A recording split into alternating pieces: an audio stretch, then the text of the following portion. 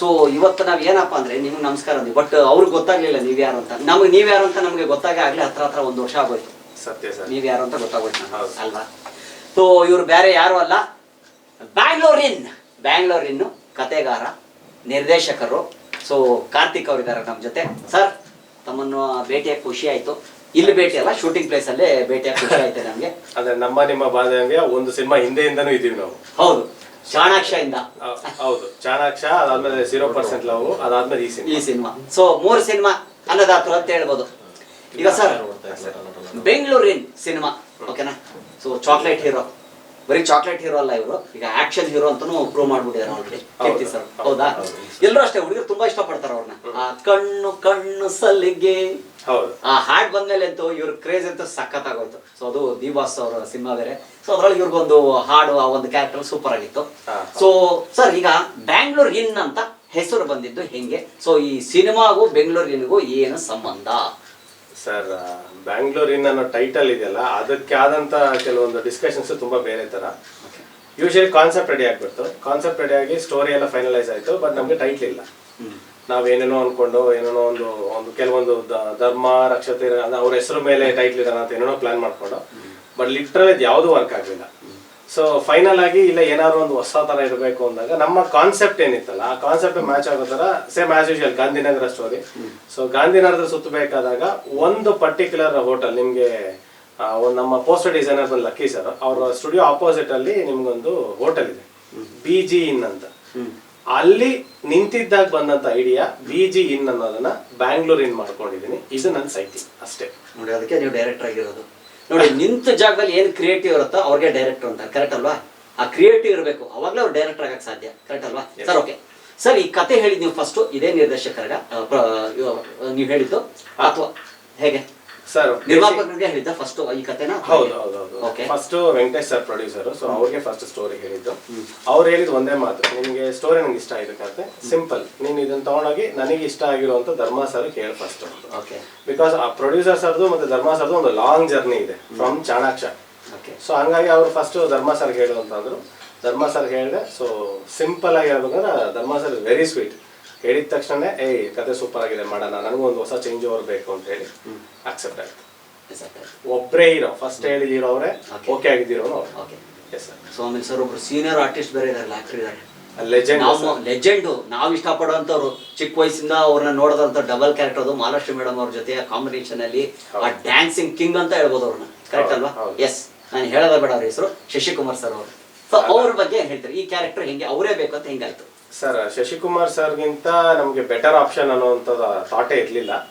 Producer ಸರ್ಗೆ sir ಇಲ್ಲೊಂದು ACP, powerful ACP character ಇದೆ, ಅಂದ್ರೆ ಇಡೀ ಸಿನಿಮಾನ ತೂಗಿಸ್ಕೊಂಡು ಹೋಗೋ ಒಂದು ದೊಡ್ಡ ಕ್ಯಾರೆಕ್ಟರ್ ಅದು ಅಂತ ತಕ್ಷಣ ಅವ್ರು ಹೇಳಿದ್ದೇನಂದ್ರೆ, ಇಲ್ಲ ಶಶಿಕುಮಾರ್ ಸರ್ನ ಅಪ್ರೋಚ್ ಮಾಡೋಣ, ಒಂದು ಟ್ರೈ ಮಾಡೋಣ ಅಂತಂದು.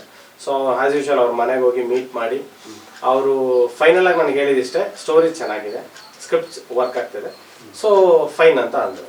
ಅಂಡ್ ಅವ್ರ ಜೊತೆ ವರ್ಕ್ ಮಾಡ್ತೀವಿ ಅನ್ನೋದಿದೆಯಲ್ಲ, ನಾನೇ ಡೆಬ್ಯೂಟೆಂಟ್. ಸೊ ಅವ್ರು ಎಷ್ಟು ಜನ ಡೆಬ್ಯೂಟೆಂಟ್ ನೋಡಿದ್ದಾರೆ, ಎಷ್ಟು ಎಕ್ಸ್ಪೀರಿಯನ್ಸ್ ಡೈರೆಕ್ಟರ್ ಜೊತೆ ಇದ್ದಾರೆ. ಸೊ ಅವರು ಓಕೆ ಆಗಿದ್ದೇ ನಮಗೆ ಅರ್ಧ ಗೆದ್ದಂಗೆ ಅಷ್ಟು ಖುಷಿ. Okay, Shashikumar sir on board ಬಂದ್ರ, ಫೈನ್. ಸೊ ಅದಾದ್ಮೇಲೆ ಅವ್ರಿಗೆ ಸ್ಕ್ರಿಪ್ಟ್ ಎಲ್ಲ ಫೈನಲ್ ಆಗಿ ಅವರು ಕೆಲವೊಂದು ನನಗೆ ಇನ್ಪುಟ್ಸ್ ಹೇಳಿ, ಇಲ್ಲ ಕಾರ್ತಿಕ್ ಇದನ್ನ ಈ ಥರ ತಗೋ, ಇದನ್ನ ಈ ಥರ ಮಾಡು. ಫಸ್ಟ್ ಹೇಳ್ಬೇಕಂದ್ರೆ ಸರ್, ನನ್ನ ಲೆಕ್ಕ ಹೇಳ್ಬೇಕು, ಶಶಿಕುಮಾರ್ ಸರ್ ನಾನು ಆಕ್ಷನ್ ಕಟ್ ಹೇಳಿದೆ, ಅವ್ರಿಗೆ ಕಟ್ ಹೇಳೋಂತ ಒಂದು ಅರ್ಹತೆ ಕೂಡ ನಮ್ಗಿಲ್ಲ. ಸಿಕ್ಕಿದೆ ನಿಮ್ಗೆ, ಅದೊಂದು ದೊಡ್ಡ ಭಾಗ್ಯ. ನಾನು ಅವ್ರು ಆಕ್ಟ್ ಮಾಡ್ತಾರೆ, ನಾವು ಸುಮ್ಮನೆ ಕೂತ್ಕೊಂಡು ನೋಡ್ತಾನೆ ಇರ್ತಿದ್ದೋ. ನನ್ನ ಟೀಮ್ ಏನಿದ್ರಲ್ಲ, ಅಣ್ಣ ಕಟ್ಟೇಳಿ ಅಣ್ಣ ಅಂತ ಹೇಳೋವರೆಗೂ ನಾವು ಸೈಲೆಂಟ್ ಆಗಿರ್ತಿದ್ವು, ಅವ್ರು ಮಾಡೋದು ಅವ್ರು ಮಾಡ್ಲಿ ಅಂತ. So one take artist, I loved it, ತುಂಬಾ ಇಷ್ಟ ಆಯ್ತು. Yes sir. ಓಕೆ ಸರ್, ಈಗ ಶಶಿಕುಮಾರ್ ಸರ್ ಅವರಾಯ್ತು, ಕೀರ್ತಿರಾಜ್ ಸರ್ ಆಯ್ತು, ಹೀರೋಯಿನ್ ಹೆಂಗೆ ಸೆಲೆಕ್ಟ್ ಮಾಡಿದ್ರಿ? ಸೊ ಈ ಕತೆ ಅವ್ರಿಗೂ ಹೇಳಿದ್ರ ಸರ್? ಈಗ ಹೊಸ ಹೀರೋಯಿನ್ಗಳು ಬರ್ತಾರಲ್ಲ, ಅವ್ರಿಗೆ ಕತೆ ಹೇಳಿ ಒಪ್ಪಿಸ್ಬೇಕಾ? ಈಗ ನೋಡಿ, ಕೆಲವರು ಅವಕಾಶಕ್ಕೋಸ್ಕರ ಅಂತ ಕಾಯ್ತಿರ್ತಾರೆ ಹೀರೋಯಿನ್ಗಳು, ಕರೆಕ್ಟ್ ಅಲ್ವಾ? ಅವಕಾಶಗಳು ಸಿಗೋದು ಕಷ್ಟ ಇದೆ, ಕರೆಕ್ಟ್ ಅಲ್ವಾ? ಒಬ್ರಿಗೆ ಪ್ರೊಡ್ಯೂಸರ್ ಸಿಗ್ಬೇಕಂದ್ರೂ ಕಷ್ಟ ಇದೆ ಗಾಂಧಿನಗರದಲ್ಲಿ. ಅಂತದ್ರಲ್ಲಿ ಒಂದು ಕತೆನ ನೀವು ಹೇಳಿ ಒಬ್ರಿಗೆ ಒಪ್ಪಿಸ್ಬೇಕು ಅಂದ್ರೆ ಕಷ್ಟ ಇದೆ, ಕರೆಕ್ಟ್ ಅಲ್ವಾ? ತುಂಬಾ ಕಷ್ಟವಾದ ಕೆಲಸ. ಸೊ ಹೀರೋಯಿನ್ಗೂ ನೀವು ಕತೆ ಹೇಳ್ಬೇಕಾಯ್ತಾ? ಸರ್, ಹೀರೋಯಿನ್ ಒಂದು ಅನುಷಾ ರಾಯ್ ಮೇಡಮ್. ಸೊ ಅವ್ರ ಯೂಶಲಿ ತುಂಬಾ ಸಿನಿಮಾ ಮಾಡಿದ್ದಾರೆ ಆಲ್ರೆಡಿ. ಇದು ನನ್ನ ಸಿನಿಮಾ ಬಂದು ಆಕ್ಚುಲಿ ಅವ್ರದ್ದು, ನಾನು ಅವ್ರ ಕತೆ ಹೇಳಿದಾಗ it was around 16th or 17th movie ಅವ್ರದ್ದು. ಅವರು ಅಷ್ಟು ಶೆಡ್ಯೂಲ್ ಅಲ್ಲಿ ಇದ್ರು, ಬಿಸಿ ಶೆಡ್ಯೂಲ್ ಅಲ್ಲಿ. ಸೊ ನನಗೆ ಅವ್ರು ಹಿಂಗೆ ಕಾಂಟ್ಯಾಕ್ಟ್ ಸಿಕ್ತು. ಕಾಂಟ್ಯಾಕ್ಟ್ ಸಿಕ್ಕಿ ಈ ತರ ಹಿಂಗೆ ಕ್ಯಾರೆಕ್ಟರ್ ಇದೆ ಮೇಡಮ್, ಒಂದು ಪ್ರೆಸ್ ರಿಪೋರ್ಟರ್ ಕ್ಯಾರೆಕ್ಟರ್ ಇದೆ, ನೀವು ಮಾಡಬೇಕು ಅಂತಂದ್ರೆ ಸರ್ ನೀವು ಸ್ಟೋರಿ ಹೇಳಿ ಒಂದು ಲೈನ್ ಹೇಳಿ ನನಗೆ. ಒಂದು ಲೈನ್ ಹೇಳಿದ ತಕ್ಷಣ ಅವ್ರು ಹೇಳಿದ್ರು ಇಡೀ ಕತೆಗೆ ಒಂದು ಶಾರ್ಪ್ ಅಂದ್ರೆ ಇದು ಸ್ಟೋರಿನೇ ಡಿಮ್ಯಾಂಡ್ ಮಾಡಿದಂತೆ ಆರ್ಟಿಸ್ಟ್ಗಳು ಇವರೆಲ್ಲ. ನಾವು ಅವ್ರನ್ನ ಹುಡುಕ್ದು ಅನ್ನೋದು ಅದೊಂದು ಅಷ್ಟು ಒಳ್ಳೆ ಪದ ಅಲ್ಲ, ಹುಡುಕ್ದು ಅನ್ನೋದು. ಸೊ ಅದು ಡಿಮ್ಯಾಂಡ್ ಮಾಡ್ಕೊಂತು. ಸೊ ಧರ್ಮ ಸರ್ ಹೆಂಗ್ ಬಂದ್ರು, ಅನುಷಾ ಮೇಡಮ್ ಹಂಗೆ ಬಂದ್ರು, ನೆಕ್ಸ್ಟ್ ದಿಶಾ ಗೌಡ ಅಂತ ಬಂದ್ರು, ನೆಕ್ಸ್ಟ್ ಶಶಿಕುಮಾರ್ ಸರ್ ಬಂದ್ರು, ಅಂಡ್ ನೀವು ಬಂದ್ರಿ. ನನಗೆ ಇಲ್ಲ ನೀವು ತುಂಬಾ ಇಂಪಾರ್ಟೆಂಟ್ ಕ್ಯಾರೆಕ್ಟರ್ ಆಕ್ಚುಲಿ. ಅದು ಇಡೀ ಕ್ಲೈಮ್ಯಾಕ್ಸ್ ಹೋಗೋಕೆ ಮೇನ್ ಲೀಡ್ ನೀವೇ ಬರ್ತೀರಾ. ಅಂಡ್ ರಾಜವಾಡಿ ಸರ್ ಬಂದ್ರು, ಬಲ Rajwadi sir. So on spot ಅದೊಂಥರ ಯಾರ ಕಡೆಯಿಂದ ಬಂತ ಗೊತ್ತಿಲ್ಲ, ಬಟ್ ಎಲ್ಲ ಒಂದು ಟೀಮ್ ಸಿಕ್ತು. ಸೊ ಒಳ್ಳೆ ರೀತಿ ಆಯ್ತು ಸರ್. ಬೆಂಗಳೂರಿನ ಒಂದು ಸಿನಿಮಾ ಆಯ್ತು. ಓಕೆ ಸರ್, ಕತೆ ಏನಂತ ಕೇಳ್ಬೋದಾ?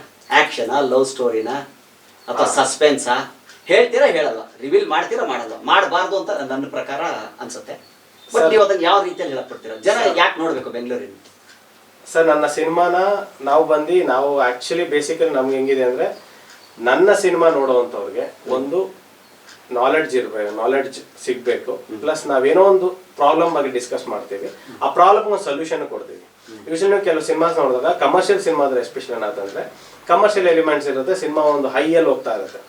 ನಮ್ದೊಂದು ಚೂರ್ ವೆರೈಟಿ ಏನಂದ್ರೆ ಕಮರ್ಷಿಯಲ್ ವಿತ್ ಕಂಟೆಂಟ್ ಮಾಡಿದೀವಿ. So basically content oriented cinema. ಅಂದ್ರೆ ಈಗ ಕತೆ ಯಾವ ತರ ಅಂತಂದ್ರೆ, ಒಂದು ಹೋಟೆಲ್ ಅಲ್ಲಿ ಒಂದು ಮರ್ಡರ್ ನಡೆಯುತ್ತೆ, ಆ ಮರ್ಡರ್ ಇನ್ವೆಸ್ಟಿಗೇಷನ್ ಥ್ರೂ ಹೋಗುತ್ತೆ. ಸೊ ನೀವ್ ಹೇಳೋ ತರ ಆದ್ರೆ ಇದೊಂದು ಮರ್ಡರ್ ಮಿಸ್ಟ್ರಿ ಅಂತ ಸ್ಟಾರ್ಟ್ ಆಗುತ್ತೆ. ಬಟ್ ಬೇಸಿಕಲಿ ಇದು ಮರ್ಡರ್ ಮಿಸ್ಟ್ರಿ ಅಲ್ಲ, ಹಂಗ ಹೋಗುತ್ತೆ ಸರ್ ಸ್ಟೋರಿ. ಅಂದ್ರೆ ಹಾವು ಸಾಹೇಬ್ ಕೊಲೆ ಮುರಿಬಾರ್ದು ಹಂಗೆ ಹೇಳ್ಬಿಟ್ರಿ ಈಗ.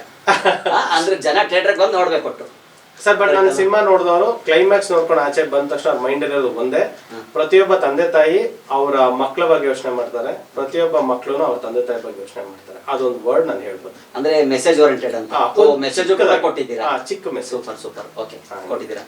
ಸೊ ಹಾಡುಗಳೆಲ್ಲ ಯಾರು ಸರ್, ಹೇಗೆ ಏನು ಹಾಡುಗಳೆಲ್ಲ ಎಷ್ಟು ಮಾಡಿದ್ರಿ, ಎಷ್ಟು ಹಾಡಿದ್ರಿ ಸಿನಿಮಾದಲ್ಲಿ? ಸರ್ ಅದನ್ನು ಹೇಳ್ಬೇಕು ಅಂದ್ರೆ ಅದೊಂಥರ gifted. Vijay Prakash sir 2 song ಹಾಡಿದ್ದಾರೆ, ಆಮೇಲೆ ಕಪಿಲ್ ಸರ್ 1 ಸಾಂಗ್ ಹಾಡಿದ್ದಾರೆ, ಅನುರಾಧ ಭಟ್ ಮೇಡಮ್ ಹಾಡ್ಕೊಟ್ಟಿದ್ದಾರೆ.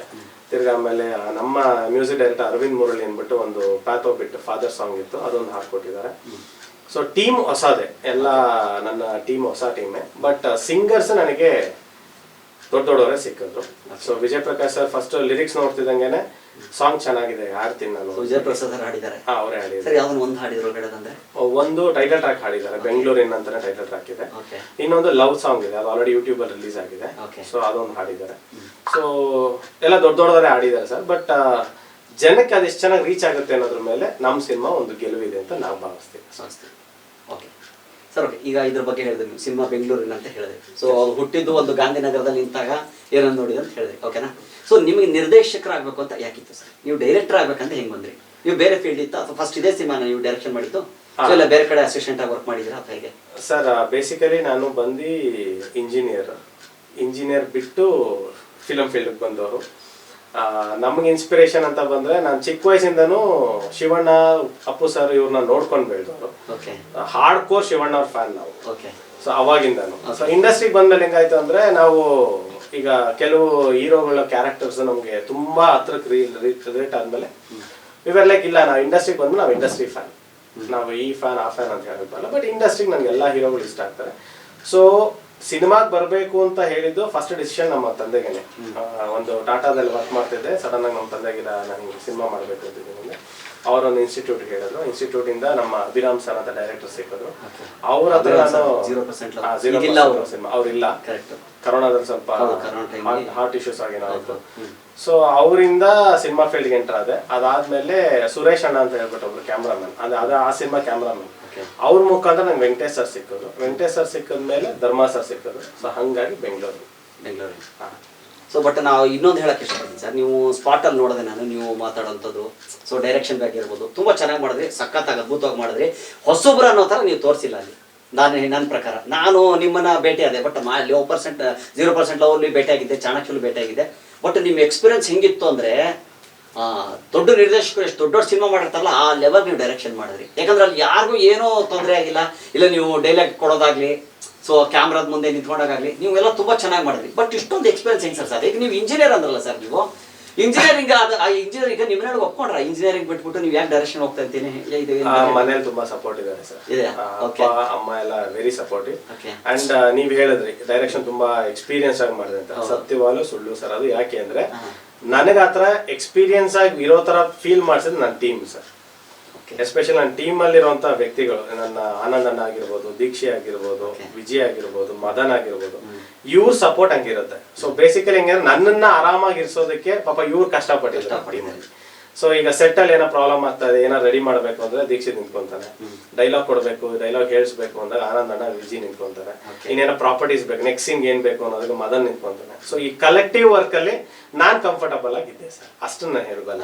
ನಾನ್ ಚೆನ್ನಾಗಿ ಮಾಡಿದೆ ಅನ್ನೋದಕ್ಕಿಂತ ನನ್ನ ಟೀಮ್ ಹಂಗಿತ್ತು, ಪ್ಲಸ್ ನಾನು ಸಿಕ್ಕ ಆರ್ಟಿಸ್ಟ್ ಹಂಗಿದ್ರು. ಅಂಡ್ ನೀವು ಅಷ್ಟೇ, ನಾನ್ ನಿಮ್ಗೆ ಸರ್ ಇದೊಂದು ಸೀನ್ ಅಂತ ಹೇಳಿದ್ರೆ ಸರ್ ನೀವು ಟಕ್ ಟಕ್ ಅಂತ ತಗೊಂಡ್ಬಿಡ್ತಿದ್ರಿ, ಡೈಲಾಗ್ ನಾನ್ ಕೊಡೋಕ್ಕಿಂತ ನೀವೇ ನನ್ಗೆ ಬೆಟರ್ ಡೈಲಾಗ್ಸ್ ಕೊಟ್ಟಿದ್ದೀರಾ. ಸೊ ಹಂಗೆ ಹೇಳಿದಾಗ ವೆರಿ ಕಂಫರ್ಟಬಲ್. ಅದು ನಿಮಗೆ ನಾವು ಥ್ಯಾಂಕ್ಸ್ ಹೇಳ್ಬೇಕು. ಯಾಕಂದ್ರೆ ಸರ್ ಈಗ ನೋಡಿ ಎಷ್ಟೋ ಸಿನಿಮಾ ಮಾಡ್ಬೋದು ನಾವು, ಆಗಿದೆ 180 ಸಿನಿಮಾ ಆಗಿದೆ, ಇದು 181ನೇ ಸಿನಿಮಾ ಇದೆ ನನಗೆ. ನಂದು ಫಸ್ಟ್ ಸಿನಿಮಾ ಸರ್. ನಾನು ಒಂದು ಹೇಳೋದು ಏನ್ ಹೇಳ್ತೀನಿ ಅಂದ್ರೆ ಸರ್, ಪ್ರತಿಯೊಬ್ಬರ ಹತ್ರ ಕಲಿಯೋದಿರುತ್ತೆ. ನಾವು ಬಂದಿದೆ ಅಂತಂದ್ರೆ ನಾವು ದುರಂಕಾರ ಬೀಳಕ್ ಹೋಗ್ಬಾರ್ದು. ನನಗೆಲ್ಲ ಗೊತ್ತು ಅನ್ನೋದು ಅದು ತಪ್ಪೋದು, ಅದು ತಪ್ಪಾಗತ್ತೆ. ಒಬ್ಬೊಬ್ಬರ ಹತ್ರ ಒಂದೊಂದು ಕಲಿಯೋದಿರುತ್ತೆ. ಈಗ ನೋಡಿ ಈಗಿನ ಟ್ರೆಂಡಿಂಗ್ ಅಲ್ಲಿ ಡೈರೆಕ್ಟರ್ ನೀವು, ಈಗ ನಿಮ್ಮ ಟ್ರೆಂಡಲ್ಲಿ ಏನಿರುತ್ತೋ ನಿಮ್ಮ ಮೈಂಡಲ್ಲಿ ಏನಿರುತ್ತೋ ಕರೆಕ್ಟ್ ಅಲ್ವಾ? ಸೊ ಅದ್ರ ಪ್ರಕಾರ ನಾವು ಮಾಡಿದಾಗ ಅದಕ್ಕೆ. ಸೊ ಅಂದ್ರೆ ಸರ್ ಈಗ ನೀವು ಈಗ ಏನೇನು ಕ್ಯಾರೆಕ್ಟರ್ಗಳು ಹುಡುಕಿದಿಲ್ಲ, ಇದಕ್ಕೆಲ್ಲ ಜೀವ ತುಂಬಿಸಿದಾರೆ ಅನ್ಸುತ್ತಾ ಎಲ್ಲರೂ ಪ್ರತಿಯೊಬ್ಬರು ಆ ಪಾತ್ರಕ್ಕೆ? 90% ಸರ್. ಬಟ್ ಏನಂದ್ರೆ ನನಗೆ ಅನ್ಸೋದೇನಂದ್ರೆ ಸಿನಿಮಾ ಅನ್ನೋದು ಹೆಂಗೆ ಅಂದ್ರೆ ಸರ್, ನೀವು ಎಷ್ಟೇ ಚೆನ್ನಾಗಿ ಮಾಡಿದ್ರು ಕೂಡ ಇನ್ನೊಂದು ಸ್ಯಾಟಿಸ್ಫ್ಯಾಕ್ಷನ್ ಲೆವೆಲ್ಗಿಂತ ಅದು ಬರ್ಲಿಲ್ವೇ ಅನ್ನೋ ಒಂದು ಫೀಲ್ ಇರುತ್ತೆ.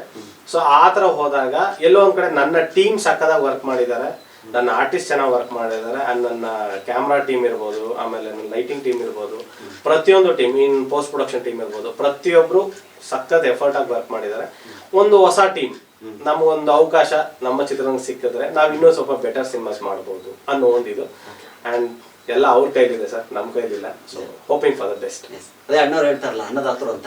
ಸೊ ನಾನು ಕೂಡ ಹೇಳೋದು ಅನ್ನದಾತ್ರೆ ಅವ್ರ ಕೈಲೇ ಇರುತ್ತೆ. ಯಾಕಂದ್ರೆ ನಾವು ಸಿನಿಮಾ ಮಾಡಿದವ್ರು ನಾವು ಮಾಡಿರ್ತೀವಿ, ಬಟ್ ಅದಕ್ಕೆ ಜಡ್ಜ್ಮೆಂಟ್ ಕೊಡೋದು ಅವರೇ. ಈಗ ಸರ್ ಸಿನಿಮಾ ಎಷ್ಟು ದಿವಸ ಶೂಟ್ ಮಾಡಿದ್ರಿ ನೀವು? ಸರ್ ಎಕ್ಸಾಕ್ಟ್ಲಿ ಹೇಳಬೇಕು ಅಂದ್ರೆ ನಾನು ನಮ್ಮ ಕ್ಯಾಮ್ರಾಮನ್, ಇದು ಆಫ್ ದ ರೆಕಾರ್ಡ್ ಅಂದ್ರೆ ಪ್ರೊಡ್ಯೂಸರ್ಗೆ ನಾವು ಹೇಳಿದ ಟೈಮ್ ಬಂದು ಅರೌಂಡ್ 40 days ಅಂತ ಶೂಟ್ ಮಾಡ್ತೀವಿ ಅಂತ ಹೇಳಿದ್ದು. ನಾವು ನಮ್ಮ ಕ್ಯಾಮ್ರಾಮನ್ ಪ್ಲಾನ್ ಮಾಡ್ಕೊಂಡು 30 days ಅಲ್ಲಿ ಮುಗಿಸ್ಬಿಡೋಣ ಸರ್ ಅಂತ.